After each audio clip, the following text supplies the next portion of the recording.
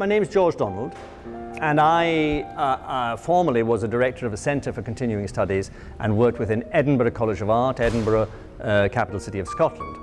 And actually, Edinburgh College of Art and University of Central Florida Art Department have had close ties in the form of exchanges of faculty and students since the 1980s, when Steve Lotz, the founding chair of the department, first came to Edinburgh on an exchange, and I was the lucky person who exchanged with him way back then. I've been coming here on and off for short periods since then, and the last 4 years or so I have come to teach a 10-week course in something which is a speciality within Edinburgh College of Art, and which I teach particularly, which is anatomy and drawing. When I'm preparing to come here after a busy summer in Scotland, I forget about the faculty show, and so I desperately run around to find work that I've done here in Florida over the times, the 10 weeks that I'm here. And both of these works were done here in Orlando. This one using the print department, the print workshop here. I'm a printmaker as well as a tutor in drawing and anatomy, and I'm always excited by when I see etching presses. I want to use them, but the making of etchings is a complex process, and I don't want to be carrying plates around. So I found a way to use drawing printed down on the bed of the etching press and stuck down onto a backing paper. So this work here is a little esquisse, a little study for proposed paintings. I did a whole pile of them and I sent them over to Scotland from here, working 2 years ago, and a few remained given to friends, and so I plucked them off their walls for the faculty show. This one here, a painting, I was more involved in painting a year or so ago. I enjoy painting, I taught painting, I like to see the work that students are doing here. And since I teach life drawing, I found time to do some studies based upon drawings I had done, studies in colour and paint.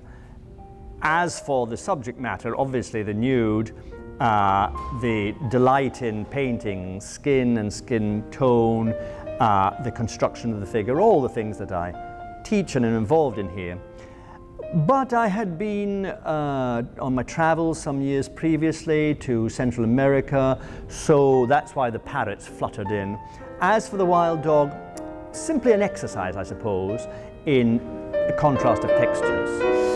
But you cannot paint anything and juxtapose anything in a painting without it demanding some sort of setting up some sort of tension, demanding some sort of explanation.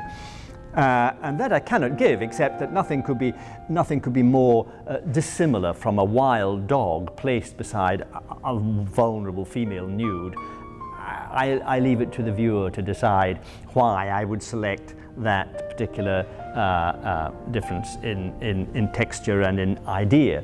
But this is one of the good things about painting, is it not? Where a poetic tension can be built up by disparate elements which wouldn't normally find themselves in company. So that's one of the nice things about painting, one of the poetic dissonances in a painting, and it's enjoyable just to do. So I would call this an exercise, playing with some elements. An artist spends a lot of time in the studio playing with ideas, or in this case, in a print studio, playing with ideas which may or may not be developed in later paintings. This is a more sensual work than this. This here is a little note, is a little aide-memoire, is a trial of elements that would lead to a larger painting. It contains texture, a close-up, a running figure.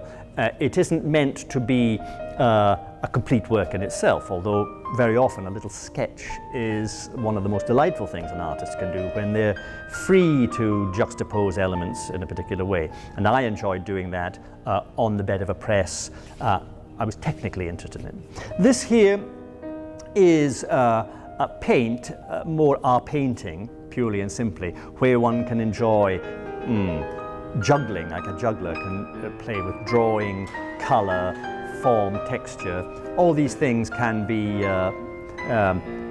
you have to keep all the balls in the air, as it were, with this. And this is the stuff of painting, where textures are juxtaposed, where one can enjoy the display of skill. Can I be immodest enough to say that? In organising your brush strokes and your colours to create the illusion of something three-dimensional, that is, of course, two-dimensional. That's one of the great pillars of painting, to create the illusion of something, because if you can create the illusion of something, it is real in the mind, just as real as if I had taken a little dog in here last week and shown it to you and then it went away.